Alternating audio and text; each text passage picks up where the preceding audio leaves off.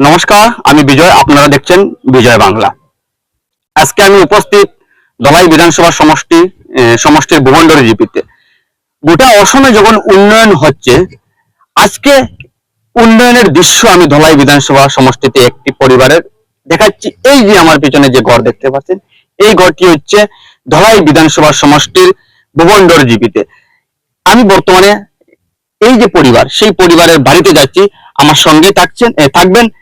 আমি যে জায়গায় আছি সেই জায়গাটি হচ্ছে, আবার বলছি, ধলাই বিধানসভা সমষ্টির ভুবনডোর জিপিতে। এই যে বৃদ্ধ মহিলা, এই যে বৃদ্ধ মহিলার সেই বাড়ি। আমি আমার ক্যামেরা ভাইকে আমি আসার জন্য অনুরোধ করছি। এই তার বাড়িতে আমি ঢুকতে পারছি। আমি প্রথমে আমার ক্যামেরা ভাইকে আমি পুরো বাড়িটি দেখানোর জন্য আমি অনুরোধ করছি। এই যে সেই বাড়ি, যখন গোটা অসমে যখন উন্নয়ন চলছে, সেই উন্নয়নের দৃশ্য আজকে আমি তুলে ধরছি ধলাই বিধানসভা সমষ্টির ভুবনডোর জিপি থেকে। প্রথমে এই যে বৃদ্ধ মহিলার কাছ থেকে আমি বিস্তারিত বিষয়গুলো তুলে ধরবো, যে এই ঘরের জন্য কোন নেতা মন্ত্রীর কাছে গিয়েছিলেন কি না, সেই বিষয় নিয়ে আজকে আমি মহিলার সঙ্গে কথা বলবো। প্রথমে দিদির নামটা কি? সুকুরমণি তেলি। আপনার এই যে ঘরের অবস্থা আমরা দেখতে পাচ্ছি, ঘরের মধ্যে ভালো পলিথিন নেই, টিন নেই, কি কুয়াশা পড়ে কি না ঘরের মধ্যে?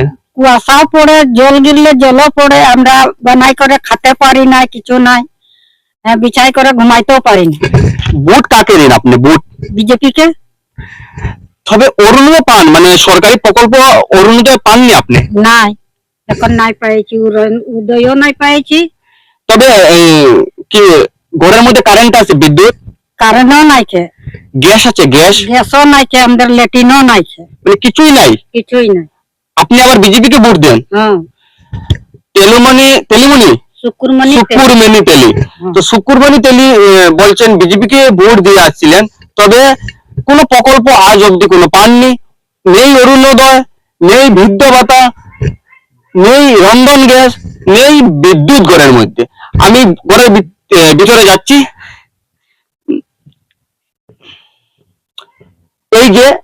এই যে মহিলার ঘর, আপনারা এই যে মহিলার ঘর দেখতে পাচ্ছেন, ঘরের উপর দিকে আমি দেখানোর চেষ্টা করছি।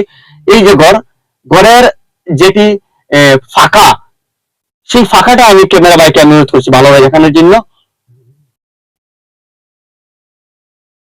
এমন কষ্টে কিন্তু বসবাস করছেন এই বৃদ্ধ মহিলা। আমি মহিলার রান্নাঘরে এসেছি। রান্নাঘরটা আপনারা দেখতে পাচ্ছেন। এই যে বৃদ্ধ মহিলা,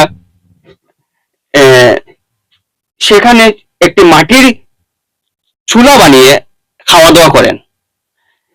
অতি কষ্টে কিন্তু এই যে মহিলা জীবিকা নির্বাহ করছেন। আমি ভালোভাবে আবার ঘরটি দেখানোর জন্য আমি অনুরোধ করছি।